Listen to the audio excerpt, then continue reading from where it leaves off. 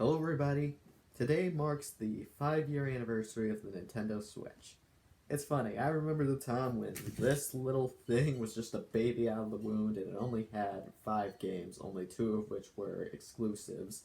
And now it's got millions of games and is the best-selling home Nintendo console. Although it's not the best handheld console, even though that's part of the gimmick, so it hurts! So in order to celebrate the Switch's 5-year anniversary, I think we should talk about my personal history with the Switch and my history throughout its journey.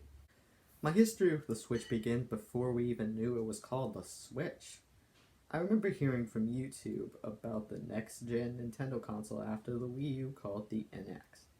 At first, I wasn't really impressed with the leaks that were available, considering it was literally just an oval with some circle pads and no buttons, and there wasn't even like an area for the oval pad. It was literally the oval pad was on the screen, and that looks stupid, and it looks like I wouldn't even be able to play the game.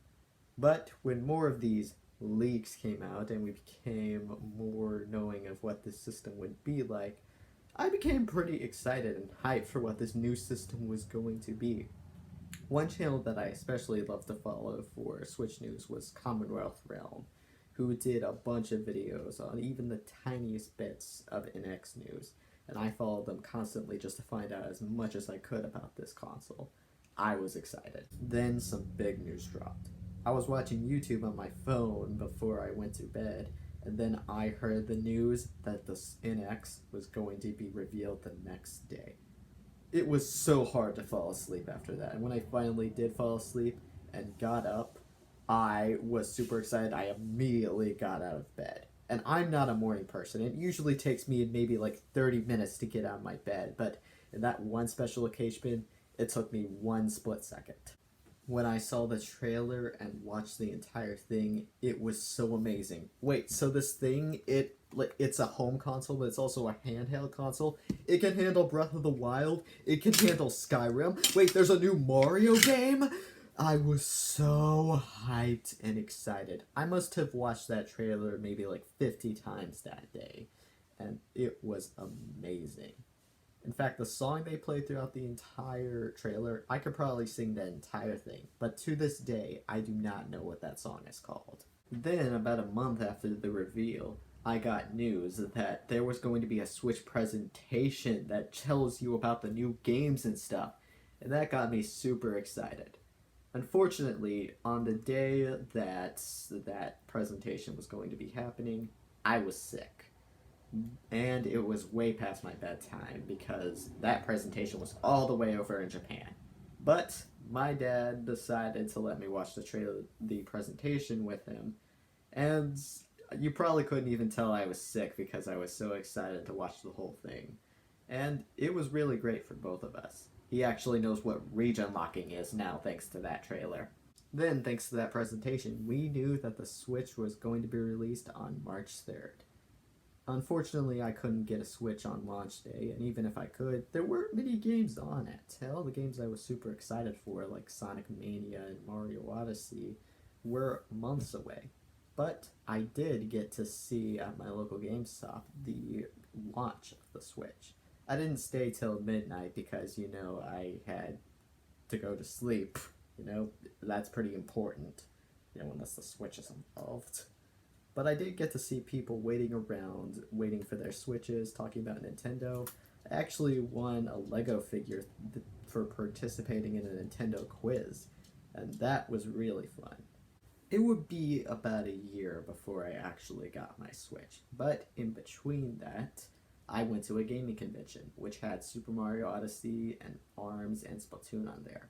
And that was the first time I ever actually played a Switch, and it was so fun. That convention also got my dad hooked on Odyssey for a while. But then the big day arrived, the day I got my Switch. It was a used copy that I bought online, but it was still a Switch, and I got Mario Odyssey and Mario Kart 8 with it. And I was so happy that I finally got my Switch. Here it is!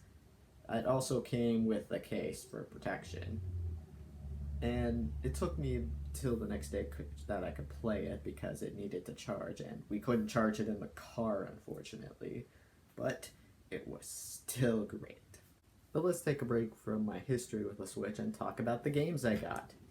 First and foremost, on a digital copy is Sonic Mania, which is a really good game and one of the few good Sonic games to come from this terrible era. Then we have Super Mario 3D All Stars, Super Mario 3D World, Odyssey, Smash Ultimate, the best Smash game ever made, Pokemon Legends Arceus, one of the best Pokemon games ever made, Pokemon Brilliant Diamond, the game that I like that everyone else hates, Mega Man Zero and ZX Collection, and Crash Bandicoot Insane Trilogy. I did own a couple other games in the past, but I got rid of them either because of money or to save space on my Switch for other games. The Switch has been mostly successful. In fact, it outsold the Wii, which was a bittersweet moment for me because I love the Switch, but I also really love the Wii. So it was like, I don't know if I should be happy or sad. However, the Switch has also received some controversy.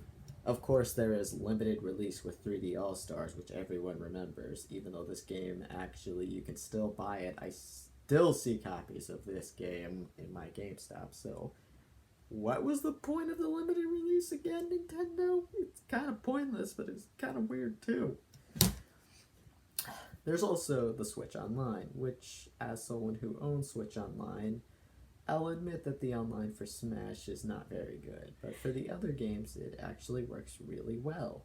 There's also Joy-Con drift, which was majorly annoying for me when it happened. However, it can be fixed pretty easily with some alcohol and a Q-tip, or the more effective method, opening the Switch up and putting a small piece of paper on part of it. That fixes the Joy-Con drift permanently.